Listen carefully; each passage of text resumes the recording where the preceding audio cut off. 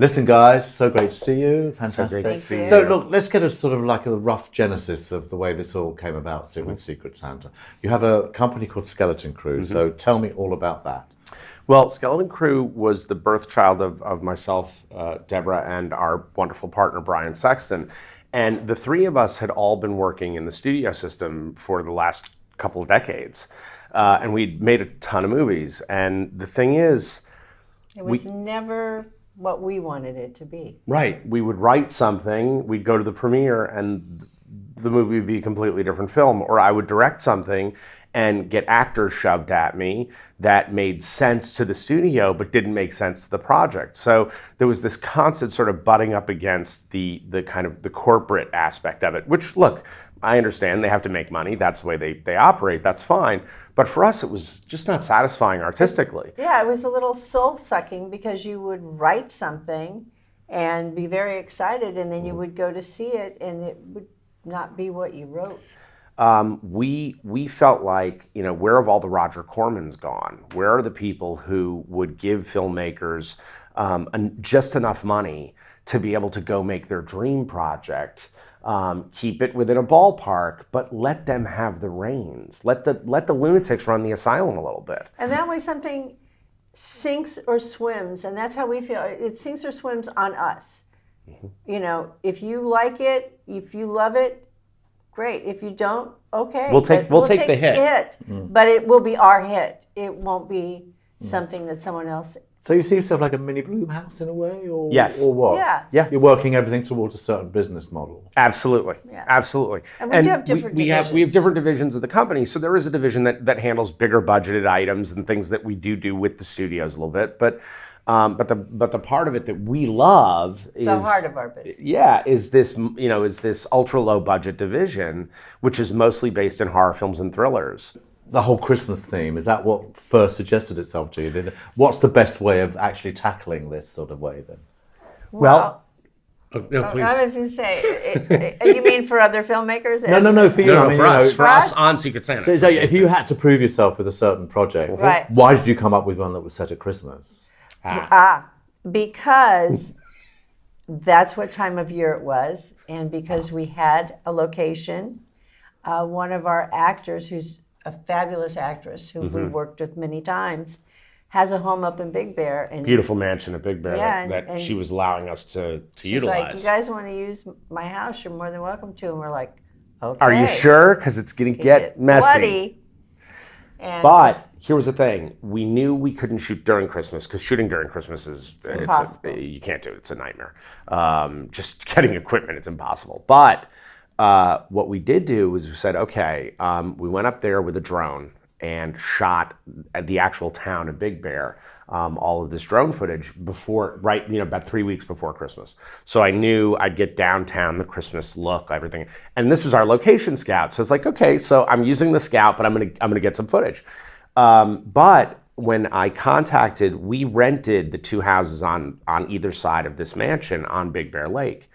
And I called all the neighbors in that area and I said, look, if I throw you a few bucks, would you guys be cool with keeping your Christmas decorations up an extra month? And it was amazing. Nobody even wanted the money. They're like, please, if we can keep it Christmassy here for an extra month, and we have a reason for that, because great. It actually turns out that right after Christmas, it's very difficult for them to rent their houses because most of the houses up there, they rent them out, So they were thrilled like, to have us there. We're helping their economy through renting all this stuff. And they kept up all the Christmas stuff. So what was amazing from the low budget standpoint, we went up there, we were art directed. Is that why you're in the movie yourself? I mean, I thought it was just an economical thing. No, I mean, I've been an actor for years and years and years, and I usually play moms whose children die, or get kidnapped, or just a lot of weeping. Apparently, I cry a lot.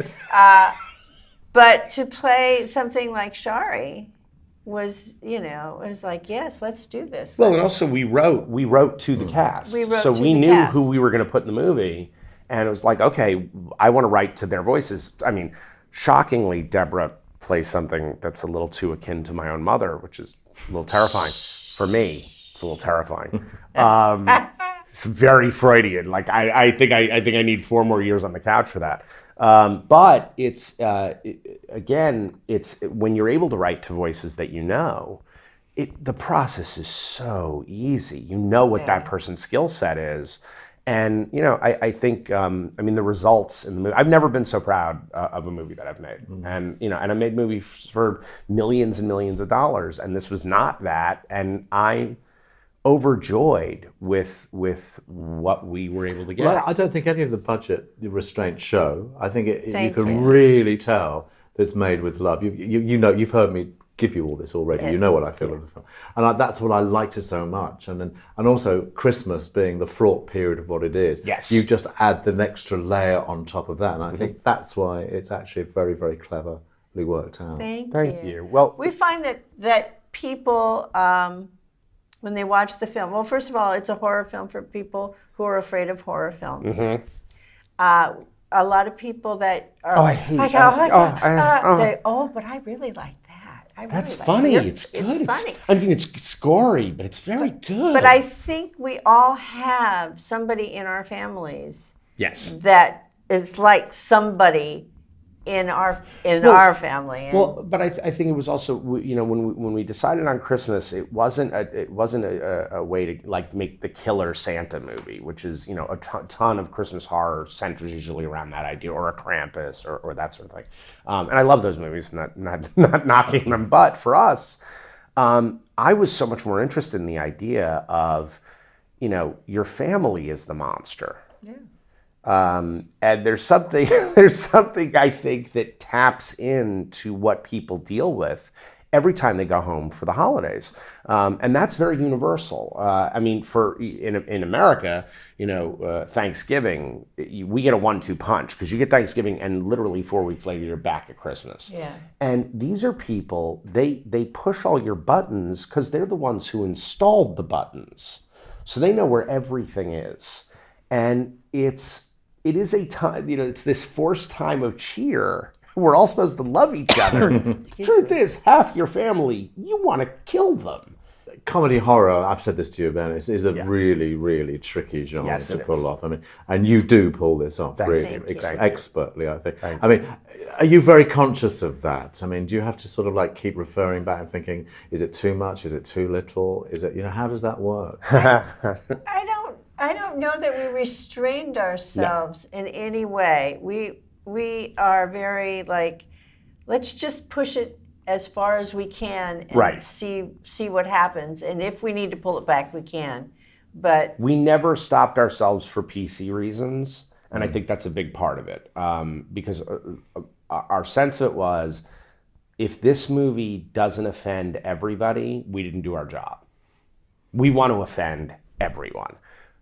Because we're saying all of this is terrible. We're not embracing it, but we're embracing the lunacy of, look, what's recently happened in our country.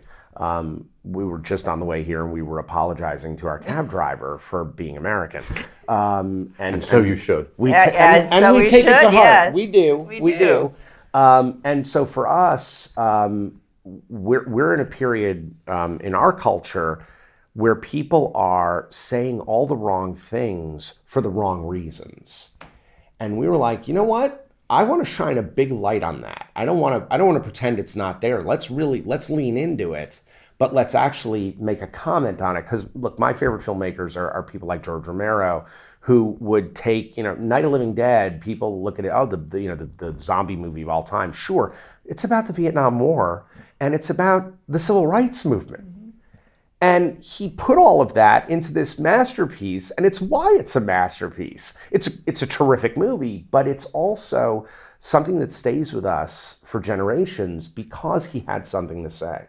And that's a big part of what we're trying to do with Skeleton Crew, where, look, a lot of studio films, they're just making entertainment, and awesome.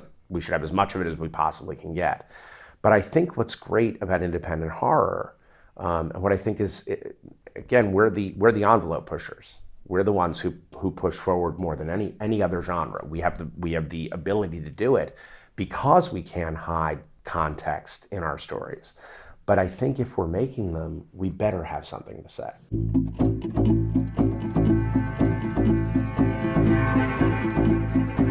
you.